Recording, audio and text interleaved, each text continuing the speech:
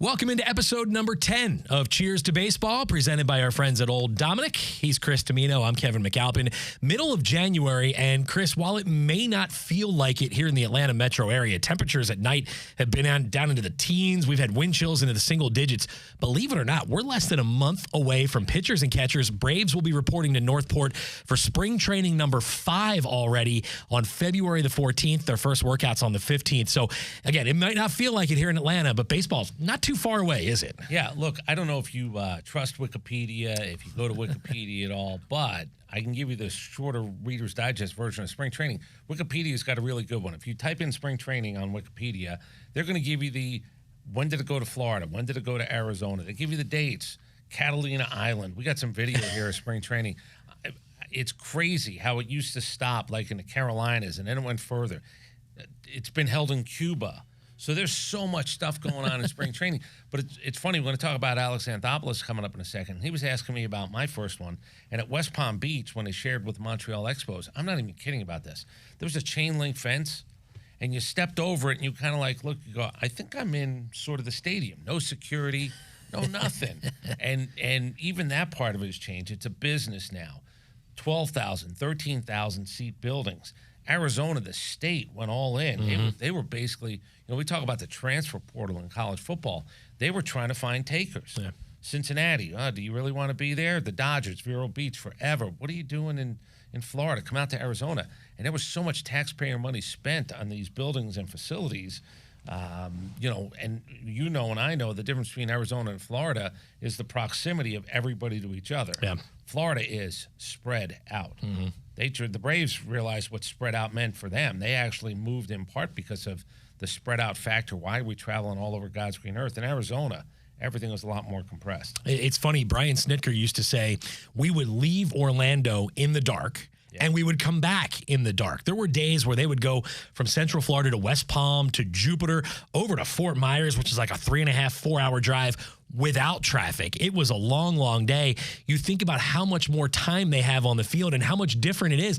These guys used to go to spring training to get into shape. If you show up at spring training now and you're not in shape, you're not lasting very long. So there's classic video. You can go as far back as you want as workouts were.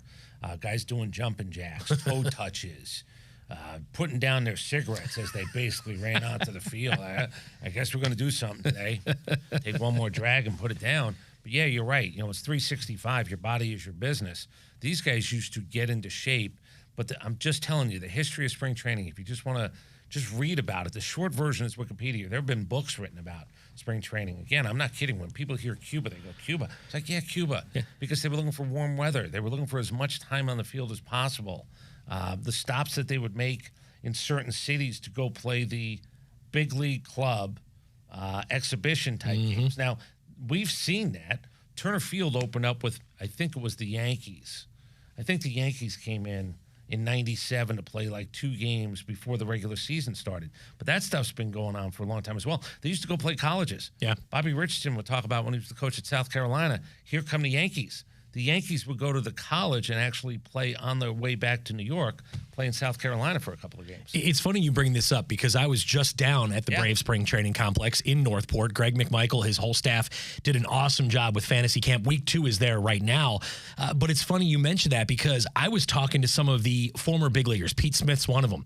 And we had a rainy night where the next morning we had to wait a couple hours to get on the field, and they did story time in the big auditorium. Sure. And I said, what's unfortunate is 20, 30 years from now when there's this fantasy camp, you're not going to have these kind of stories. You had barnstorming stories. You had stories about spring training and the facilities. These guys are so catered to. You're not going to have any of those stories down the road. I talk about it. I got a podcast called Hardball. When you talk to guys who had jobs in the offseason, and, the story that I tell all the time, Carl Erskine, who's still with us, God bless him, in his 90s, one of the last surviving members of the 55 Brooklyn Dodgers. He might actually be it. He told a story, and I tell younger guys, and I've said this to guys even who played in the 80s and 90s, there were 28 minor league teams for the Dodgers. 28. Amanda, maybe at some point, I don't know, there's a cover of Life magazine. Again, I have the Life magazine, where it's all you see. There's plain white baseball jerseys, and all you see as far as the eye can see. The picture's taken from a little bit of a raised site, and it's all these guys who were Dodger spring training invitees. And you go, well, that's not possible. What are you talking about? Like, you would say Photoshop today, but no, that's what it was. You know, you just were there, and then 28. You had 4 starting pitchers in baseball. You had 16 teams. 4 starting pitchers. You know, the infamous, don't go into the trainer's room, don't ask for an aspirin, don't ask for an ice bag. You know, get ice on the way home at the local supermarket because you don't want them seeing you do that. It was, but 28 teams fighting if you were a pitcher for 4 jobs.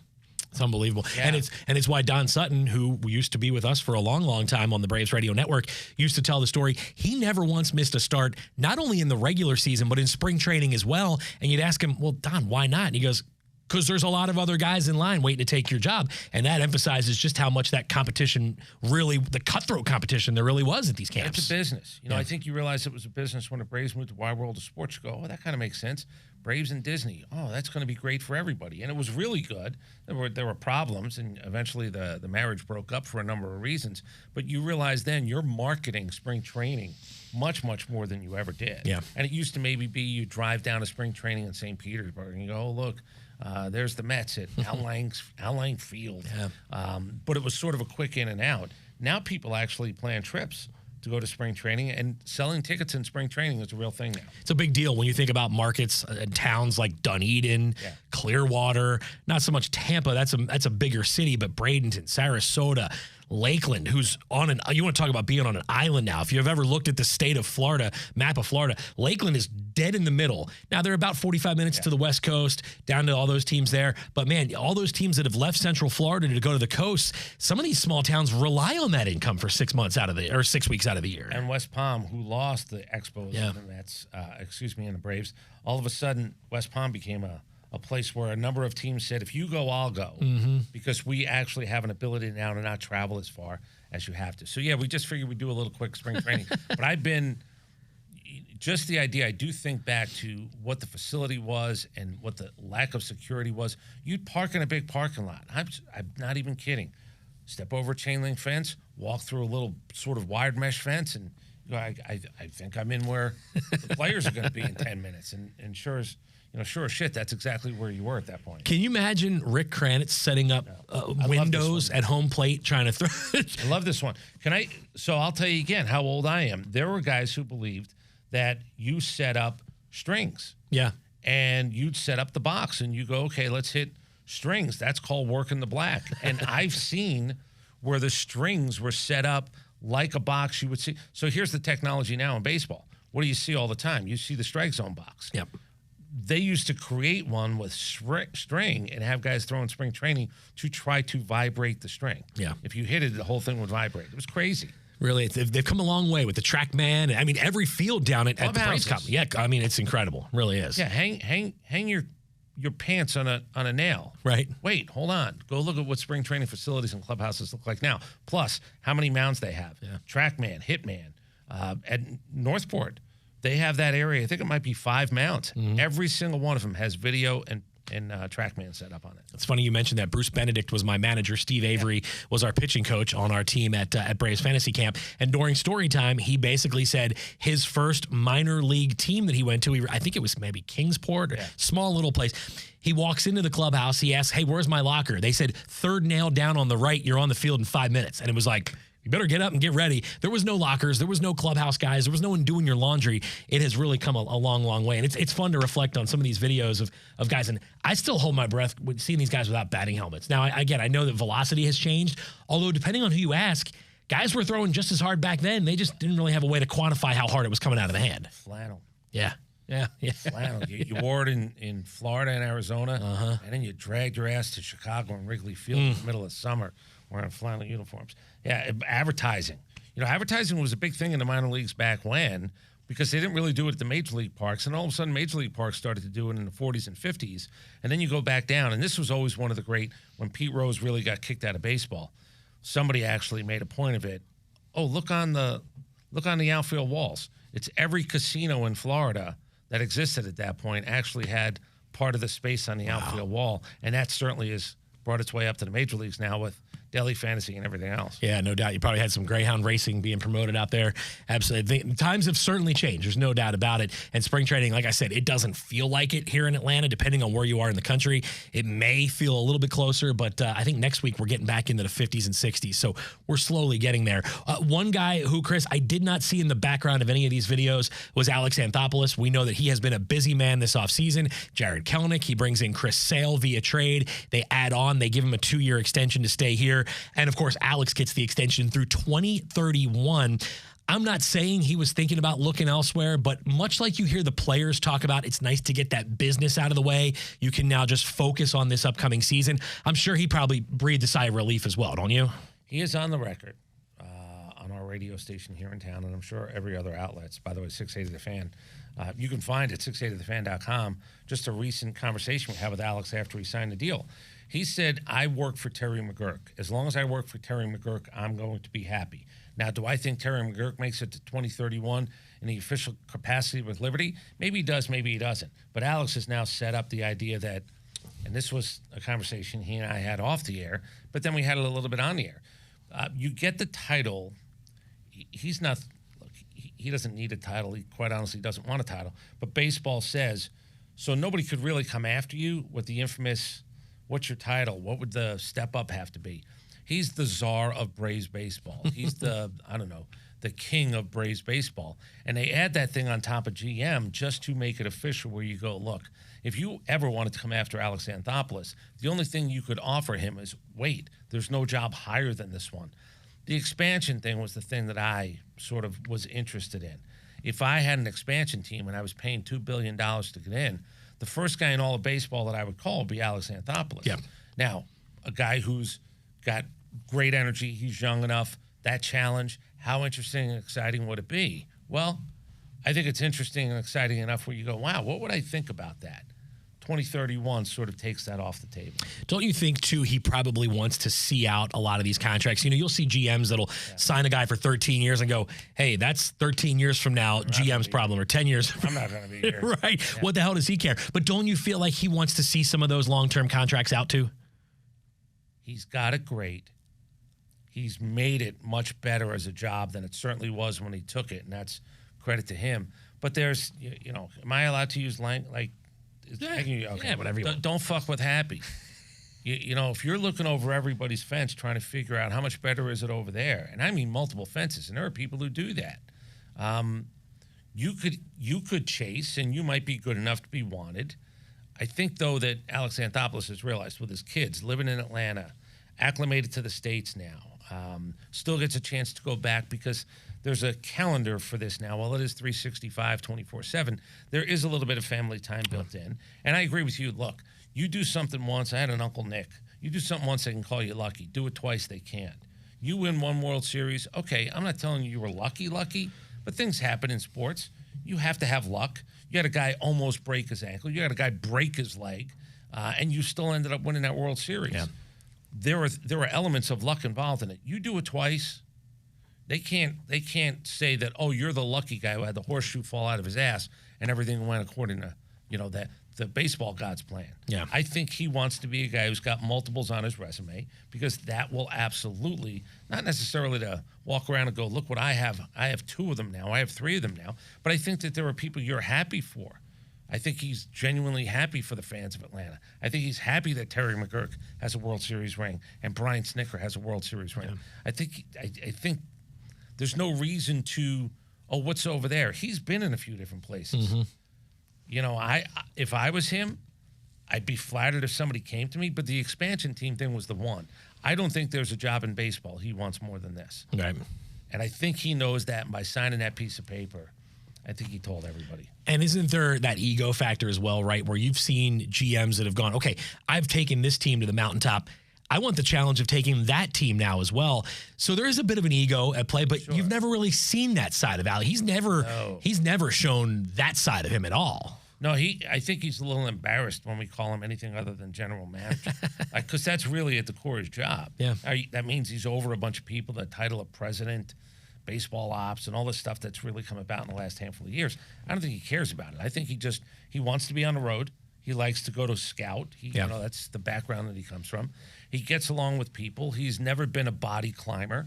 He hates the concept of I hire somebody and the next thing, you know, all she's trying to do is climb over the next live body. How do I get the next job? He just doesn't suffer fools, and I don't think he wants that sort of atmosphere in his building. No, I'm right there with you. For as much emphasis as he puts on finding good guys in the clubhouse, I think you could say the same about that front office and that group he's built around him as well, that inner circle in that baseball operations department. Those guys all very personable, hardworking. I'll say it. I think they're the best group in the business. Yeah. So I'll give you one more thing about trying to do it in two places. It doesn't matter what you do. Theo Epstein is the king of the hill. King of the hill. There will never be anybody in the history of sports who does what Theo Epstein did. Wins in Boston, wins in Chicago. It's over. I don't care. Hockey, soccer, MLS, NW, none of it. There's never going to be a guy who says, here's my resume. Now, again, expansion team, I'm offering Theo Epstein part ownership if he wants because I'm going to play that game and maybe getting him back into the game. But you're never going to beat him. You win in Atlanta and Philadelphia. Okay, nice. Good for you.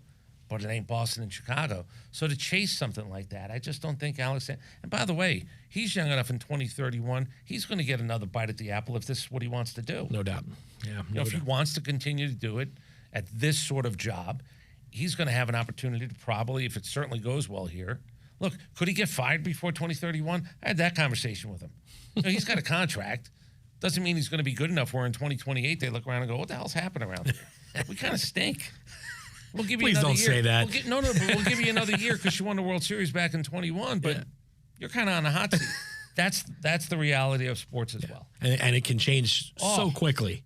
I mean, it's amazing how quick. People don't realize when you have a window of opportunity, you need to go for it, which is why they continue to keep this core together.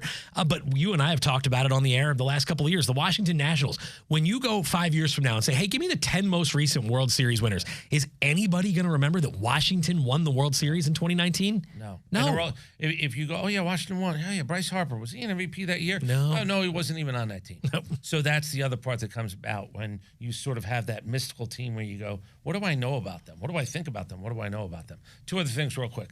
So the Chris Sale deal is a perfect example of Alex Anthopoulos, why you don't want it to leak. Full disclosure, my 24-year-old nephew was in town. Alex Anthopoulos spent a half hour with him. Now he's in a startup, works for a startup-type company that seems to be doing well, but he talked about hiring, Alex has hired 23, 24, 25-year-olds, educated guys, some Ivy League guys, whatever it might be. But he really spent time talking about him, about that body jumping mentality. It doesn't pay off in the long run. It's a marathon, not a sprint. Make sure you think about that. Your reputation will walk in the door before you actually walk in the door. But he spent a half hour with a 24-year-old kid. Just because I said he's a huge sports fan, he respects leadership. Like my nephew certainly, how'd you get up there? So it was a really interesting conversation. But part of it was, why don't you want anything in the league? There are 2 or 3 general managers, and I'm not telling you Chris Sale would have been for everybody. I'm not telling you that. He has not been good for the last few years. But nobody thought about finding out if Chris Sale might actually be a viable option to trade for. Yeah. And that's why you don't want stuff to leak. Mm-hmm. You don't want to compete with the other guy who goes, wait, hold on, what? Why are we not in on that? And that's what I respect as much as anything is nothing coming out of that building means you have a better chance to actually do what you want. And if you trust your GM, doing what he wants is always going to work for me. Yeah. I don't know if Chris Sale's going to work. This could be a colossal $38 million crapper. I mean, this one could flush. This could make Cole Hamels look like, oh, that wasn't so bad because it's $38 million guaranteed now. Yeah. But he didn't want anything out on any of these types of deals because then somebody else might get in on it. Yeah, exactly. The last thing you want to do is start a bidding war, and you and I have joked about it. You can have a list of 100 names on a piece of paper, and not one of those will be the one that it's 101. It's the guy you never thought of. Did anybody have Jared Kelenic and Chris Sale on their bingo card this offseason? No, if you did, you're a liar. I'm sorry. You're just there's no way anybody had those names on their list of guys the Braves could target this offseason. Yeah, and that's why, again, that small circle, I respect it. Yeah. And here's what I think I know about Alex Anthopoulos. If you were in his inner circle and he found out that you were the one, and remember this, loose lips is you're hanging out with a buddy. It doesn't have to be in the baseball world. You're hanging out with a buddy. You have a life outside of the office, and looking at player X. Player X, that's kind of interesting. He tells 3 people, and next thing you know, somebody on social media, just randomly. Mm-hmm. And while you could always say, oh, that's not true, I think if Alex Anthopoulos found out that somebody violated that small room code, yes. You're out the door. I truly think that, thank you for your service. I had just total flashbacks of, was it 2014, 2015 when the Braves signed A.J. Pierzynski and Freddie Gonzalez on Christmas Eve was in the line at Honey Baked Ham and told a guy behind him who told a guy behind him who went on Twitter and tagged every major reporter in the country. And all of a sudden, hey, got this scoop. And the deal hadn't been done yet. So it's just amazing how quick that Honey Baked Ham incident is, I believe, what it's known as. Yeah, I remember Freddie telling the story. He got a million phone calls. He's like, why does my phone keep ringing? Why is the front office calling? And then there was a couple of texts that went back. Merry Christmas, F Twitter. That's how it all went. I'll give you one more. When you also, Alex Anthopoulos told my nephew about the idea that he took a job with lesser title and responsibilities twice in his career. Why? Because he played the long game. Mm-hmm. He said, if you're just looking to get the next, my office is now closer to the corner office. They gave me a title. You know, at the end of the day, you have to not only live with yourself, do you want to be shady about things, but what did you... At any point, your career path can be derailed. You might do it or somebody else might do it to you. Fate, circumstances, out of your control, some things you control, it can derail you. So instead of being forced to take a step back, title-wise, what if you actually took a step back because you realized, I get to work for and with this guy. Yeah. I get to actually be in an environment that I've never been in. What am I going to learn from this? He said, you know, don't waste your youth, whatever that number might be for you. Don't waste your youth. I look at Amanda, who's turning 26, who'll be an adult now. Sorry, you don't get to, your youth has now been officially wasted. So what you do now is adult. But don't be afraid to make a move that you realize at some point, while somebody, even your best friends might go, why that? You played the long game. Doesn't mean it's going to work, but make sure that you think about the long game more than the short. 26. Good grief. You know what that means? I'm gonna have a cocktail tonight. You made me feel super old about myself. And obviously, we will raise a glass to Alex Anthopoulos as well. Yeah. Job well done. Congratulations. Certainly in order. Sticking around here in Atlanta till at least 2031. Hopefully beyond that. And hopefully he's got a couple extra rings on his finger when all is said and done. Do want to thank the fine folks at Old Dominic, Chris. The holidays have come and gone. I know a lot of folks were telling us they were picking up a few bottles to take to their holiday parties. I know you're got a trip coming up to spring training, hopefully coming up in a couple of weeks. I got to tell you, man, grab a couple of bottles of Old Dominic, throw it in the back of the car, and you will certainly enjoy your time in Northport, Florida. Listen, I don't want to make it a leaving Las Vegas thing where I'm sitting in my hotel room just drinking out of a bottle. I don't have that kind of problem. Drop a straw in there. But I will tell you, I don't mind traveling with a little bit of booze in my bag. Yeah. I've always said, you never know. I might get back and go, I don't want to do anything tonight. I'm going to pour 3 fingers worth. That's what I'm going to do. And when I have it right with me, and I don't have to go run and get it, and I don't have to pay bar prices, I'm pretty happy. Yeah. It's not an every night thing. I don't wake up at 3 in the morning going, where's my next drink? I've had those moments, but not overly recurring. I don't mind traveling with a little bit of booze. I noticed you said 3 fingers. It used to be 2. Now it's up to 3. You've upped it a little bit here this winter. I got, again, 20 and 18-year-old daughters, bad leg. I sort of have gone, this is the right amount. Yeah. This was okay. This is now the right amount. Yeah. Well, I'm going to pour me 3 fingers after Max's basketball practice tonight. Do want to thank Old Dominic. Hey, they're family owned, by the way, which I think is really cool. When you think about liquor, the big business it is today, being family owned, being a smaller company, hands on, I think that's a big deal as well, don't you? Well, I'm a big believer in supporting local whenever you can, whether it's the pizzeria, the cleaner, the dry cleaner down the road, whatever it is. You have choices. You can go bigger. But you could also actually go local. And when you got guys who've been in a business and actually made in a business that's really competitive. Look, here's the thing. You hear about George Clooney and you hear about, Ryan Reynolds. Oh, they sold the companies for $1 billion. Everybody would like an end game. Everybody would like an out that includes a B in it, $1 billion. But there are certain guys that just go, hey, this is who we are. In a competitive world, not only have we survived, we thrive.